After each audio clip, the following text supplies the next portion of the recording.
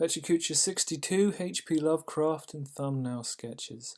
So over the past few weeks, I've kind of been on this quest to find a way to do clean lines, and I've found various ways of doing it, but they all feel like they're more effort than they're worth. And it's weird. It's kind of leading me down a dark path. So like last week, I got these pencils off the internet, Wolverine and Spider-Man. I was using the Lasso fill technique to start working on Spider-Man. I was messing around with pen settings. I've done more of it this week using the Lasso fill technique, and this is where I got this week. As I was going down the picture, I started in the top right and kind of, Spider-Man first, then worked my way down Spider-Man to Wolverine. The last thing I did was the bottom right, Wolverine's fist. I feel like the Lasso inking actually works quite well. I get line weight I've never got before, and surprisingly, when they've removed the underlayer and it's just the inks, it doesn't fall apart like most images do when I've inked them or I've done a second pencil layer and I remove the underlayer and suddenly I lose so much of the texture. It's like, oh, what happened to all the cool stuff to look at visually? So halfway down the image, Wolverine's face was like the first part where I felt I need to kind of try and modify what I'm doing so I don't lose all the detail of his face, because that's kind of a big deal. So I was using the G pen a bit to do some cross hatching and feathering, trying to figure out how to do shading. Like, look at his shoulder. The feathering there is just it's clumsy. It's terrible. It's not consistent. But from a far enough distance, it's not so bad. So now we're talking about how far in do you zoom in so when you zoom out, it doesn't look too bad. Same thing with his hand.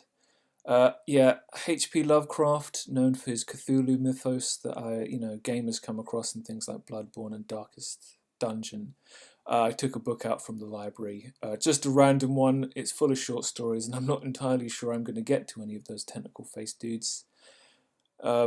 Short stories of varying length. This one is one of the shortest I've come across. This is the entirety of the story. It's 6 pages long. He tends to write them in first person, have a very short kind of introduction. They're written in first person, and there's almost always a plot twist ending.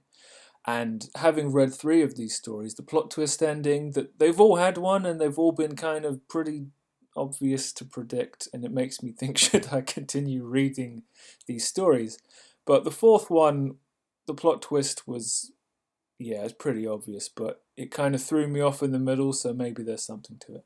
I got a mic, so I can now talk to gamers and tell them they're assholes when I'm playing Steam games, just like everybody else, but this means that maybe I use this to podcast with the Mystic Moor.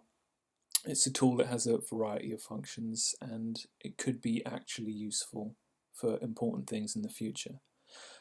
Yeah, so while I got sick of trying to figure out how to do the lines and was thinking, how do I create 3D forms without lines? So this is as far as I got before I got sick of that idea. I just thought, you know what, it's been a while since I drew a terrible picture of Professor Xavier from the X-Men, so let's give that a go. In his pale yellow suit. Don't know what decade that's from.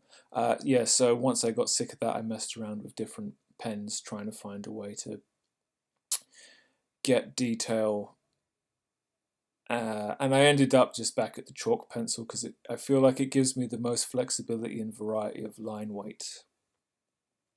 I started experimenting with actually moving the canvas out and changing the distance, the size of the scale I was working to. So this is probably the most successful thumbnail I have. This seems to be the optimal size. It's maybe between A4 and A5. This guy to me looks kind of like Professor Xavier, stern but with a little bit of a smile. I zoomed out even further, and now that we are working at thumbnail size, this is too small. I can't really detail the eyes, I can barely even put them in the right place. So I pushed it too far, but once you find your limits, then you can start messing with what you can and can't get away with, right? So I zoomed back in a bit more. But at this distance, I'm still really working with like the image composition as a whole, the idea of Xavier stone-faced in the foreground, probably said something to the guy in the back who's probably Cyclops. He's walking away, and it's like a little mood thing, and depending on how it was inked or coloured, it could be kind of quite strong graphically. A worm's eye view with him, I don't know, hovering over Magneto or something. It's a thumbnail. I'm just trying to figure some things out. Really, all I was trying to do here is have a pencil and move it in my hand, or a bamboo tablet pen. For some reason, all this drawing board guys made me think of the Kingpin, so I had him looking ominously down on Spider-Man. Spider-Man freaking out, promising to make no more fat jokes. Yeah, that's the level, but that's not such a bad thing. And then I don't know, I drew a load of thumbnails of like Judge Dredd and Batman, and eventually I ended up with this terrible Rick and Morty thing. No reference for any of them, but that's the week I've been having. Bring on the next one. Oh, I do miss Rick and Morty. Yeah, something I've been watching a lot of this week, Steamed Clams, one of the segments from The Simpsons where Principal Skinner has the superintendent over and ostensibly gives him Krusty Burgers. I've seen so many variations of this on YouTube, and I love them. It's interesting to see what people will do with a small segment of something that we've all seen so many times before. So what are my conclusions for the week? Lasso inking has given me access to maybe not accurate line weight, but line weight in lines that looks quite nice. I think this is something that can be used. I think it worked quite well last week with the celebrity portraits. I've got to figure out the specifics of where to combine it with the G pen, but I think it's legit, especially for me because I don't really want to use the special ruler to create curves with vector lines. I think it's very important at this point, looking at people like Jim Lee and Robert Mazzullo, that I take a massive break from just drawing stuff out of my head because I'm missing so much core information. I need to do a lot of reference work, and I think daily sketch is the best way to do that. If I, get loads of pictures of hands or images of hands, and then I just spend 30 seconds, 20 seconds, 10 seconds, a minute, whatever, just doing these super basic structural drawings, eventually my brain is going to acknowledge, okay, here are the things that all of these images have in common. Now I'm getting better at thinking about how to draw hands, so now when I draw hands, the better. And then apply that to all kinds of things, clothing, faces,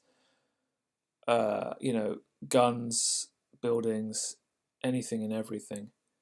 H.P. Lovecraft, the stories I've read they don't particularly encourage me to read more, but I've only read a handful. I've got the book. It didn't cost me anything. It's from the library. So I'll keep reading and we'll see if at the very least there's some Cthulhu stuff in this book, or I really did just take the wrong bloody one and I've got all the piff paff. Right, so that brings us to the end of this Pecha Kucha, and I will see you next time.